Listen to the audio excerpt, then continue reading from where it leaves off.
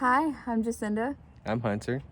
and we're starting a YouTube channel, and a garden, and a new life. This is Salem, our oldest, and he's helping us in the garden today. All right, buddy. And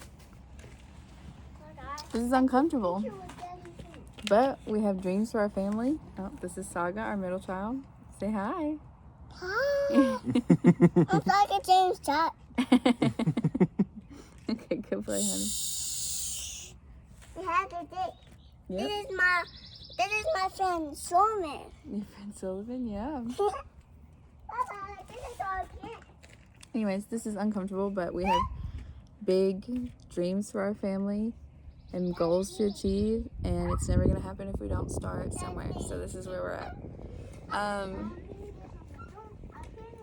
Do you have anything you want to say to that? Yeah, we're just experimenting and trying new things and just getting back to a simple life. Mm-hmm. So that's our goal. We just moved. We live in Northeast Mississippi. We just moved from actually the most northeastern town, about 2 hours south, to take care of Hunter's grandmother. And yeah.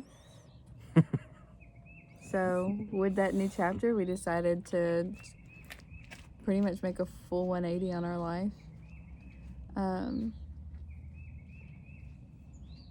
Homeschool our kids. Plant and grow and harvest our own food as much as we can. And just, yeah, have a slower life. Yeah. We are on a very small plot of land in the middle of town, so we're super limited on the things that we can do. But ultimately, I think one of the big points of this is to show that you can kind of homestead from anywhere. You can grow food anywhere. We're limited to the types of animals we can have because we're in city limits, but we're going to kind of push the envelope and get whatever we can and whatever we can afford. We are a one-income family, and we're fortunate enough to live in a paid-for house now, so a mortgage isn't an issue, but the house does need a lot of work. Hunter's grandmother has lived here alone, essentially, for the last 40-plus years. So there are a lot of issues that need to be addressed that we're going to work on, but yeah. Yeah. Maybe we should talk about ourselves, a little bit about ourselves. Go ahead. Go ahead. Okay. Well, I guess for me, it's like, how did we end up getting here is, we both worked in an office in North Mississippi together. That's how we met, and got together and started having kids. And she kind of was the threshold for me to getting into homeopathic, home care, just getting away from the norm, quote unquote, and just viewing things from a different light, because we actually have had a midwife 3 times, which We have 3 kids. We have 3 kids. Yeah, I would say that's It's where it started. It's where it started, and it's probably, people are so shocked when we talk to them. They ask questions. They're like, "Well, you're not having a doctor? You don't have prenatal care or anything like that?" And we're like, "No." Well, we have prenatal care with a midwife, but Well, yeah, it's not the same as like a pediatrician. a pediatrician. Yeah. So I've had 2 successful home births out of our 3 kids. I've only ever used a midwife for prenatal and pregnancy care. And that started when we lived in a small apartment in a bigger city. And then that kind of was, yeah, I think for me, definitely, I was kind of already in the, like, Hello. Salem found a worm. Hello, me. I'm a worm. I was already kind of in the like alternative healthcare and like functional medicine world.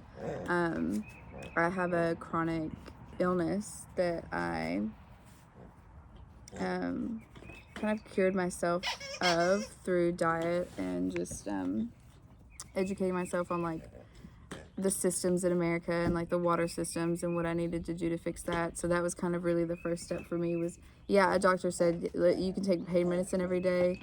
That's it. And I was very fortunate and just happenstance meeting a homeopathic doctor who actually had the same illness as me while I was working at a Whole Foods. And yeah, she really helped me out with a lot of education there.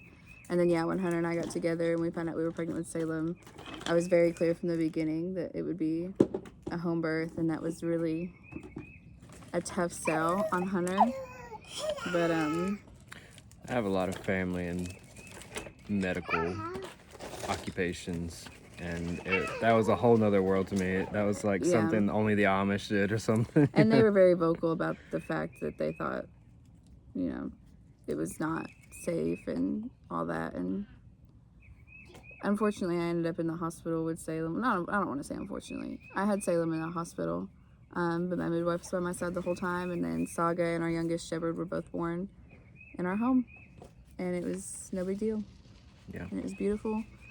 Far more relaxing. Yeah. And then so that, you know, with a midwife, I have my midwife is actually a homeopathic certified teacher as well, and so a lot of like pregnancy remedies or even childhood remedies come from that. And then obviously 2020 happened, and I would say aside, like the home birth was really kind of the tip for us, and that was in 2018, and we were already kind of doing holistic remedies and stuff. And then we moved to a smaller town, and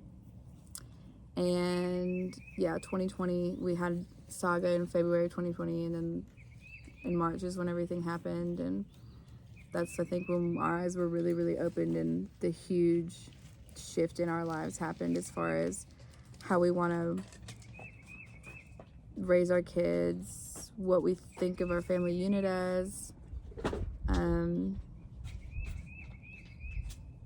Yeah, everything changed for us in 2020. Like so many other people, I feel like that's probably the same story you hear everywhere. It's just everything changed for us then.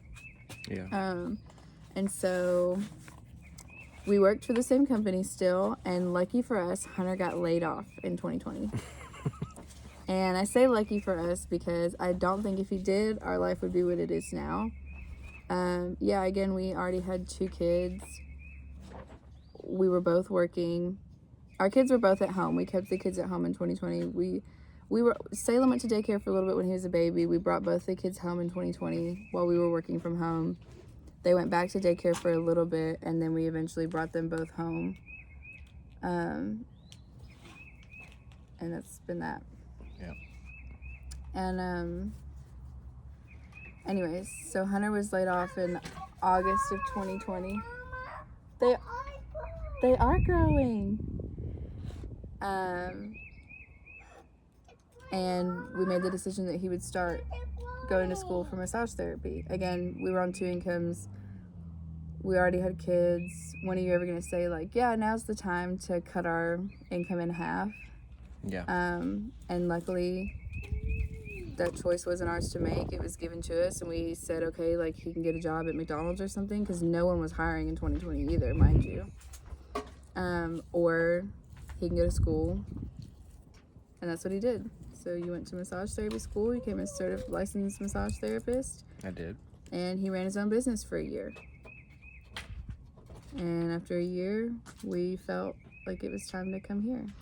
And I do want to say, it's always been our goal to take care of Hunter's grandmother, even when we lived in our tiny apartment in the bigger city when I was pregnant with our first. I don't know if you want to speak to that, you know, her taking care of you. Yeah, she raised me, and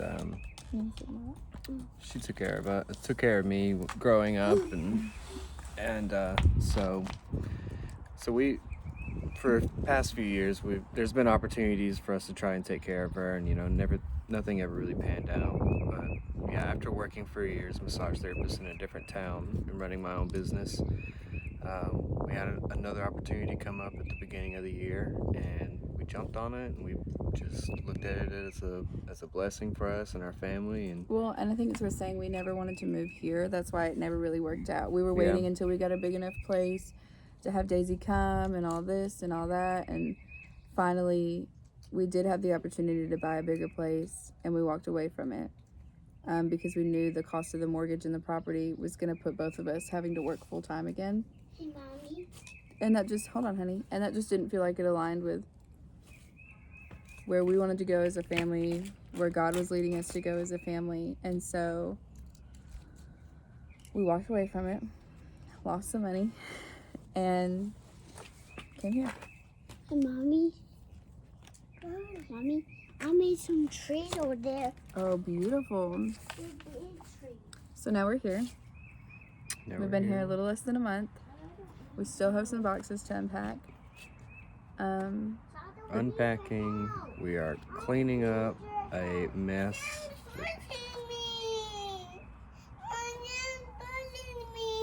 Salem, please be kind. Salem, Hey, buddy. you help her constantly. Why don't you let her help you? Y'all can both play over there, okay? We moved here and we've been cleaning and just kind of, I've been focusing more on the yard. She said she hasn't had her yard cleaned and, manicured in 2 years, and it's been kind of tough just seeing the condition it's been left under. And we bought some Veggie garden boxes, and now we're installing those and putting those up and filling them up. And yeah, it's been something. It's been a project trying to move our entire household into an already established household. So there's like 2 couches in the living room, and Yeah, and like adopting an 81-year-old essentially. yeah.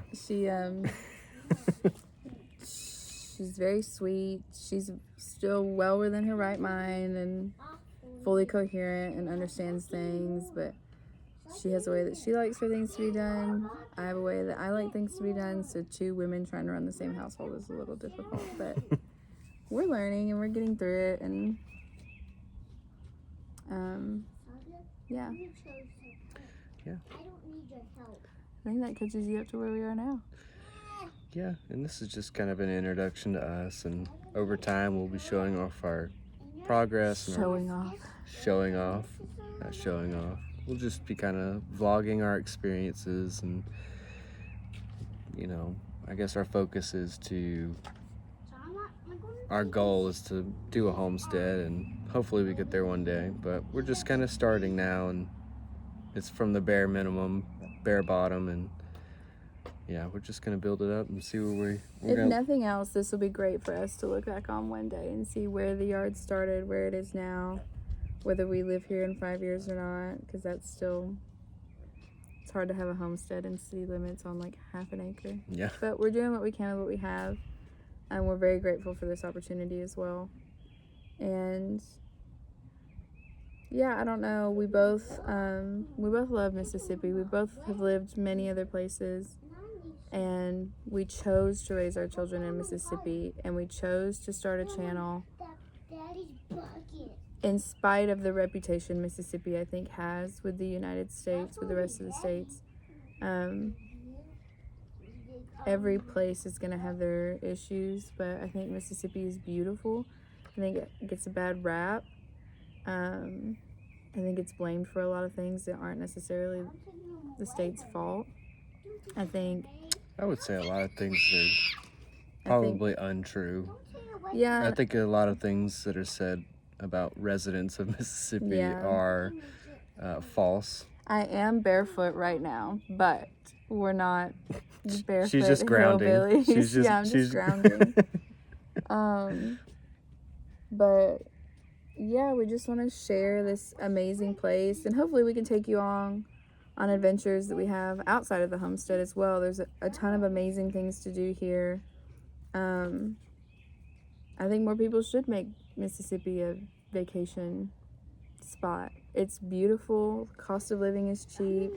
There's land. There's open skies, open spaces. There's water everywhere. Very rural. Yeah, there's animals. There's the sweetest people you'll ever meet. It's a state hospitality.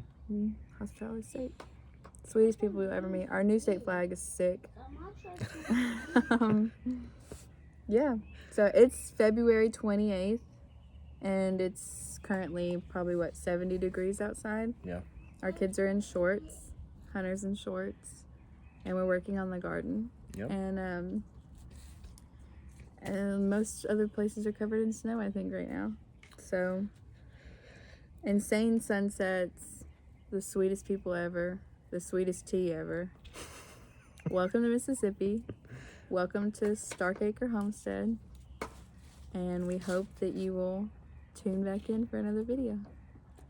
Bye.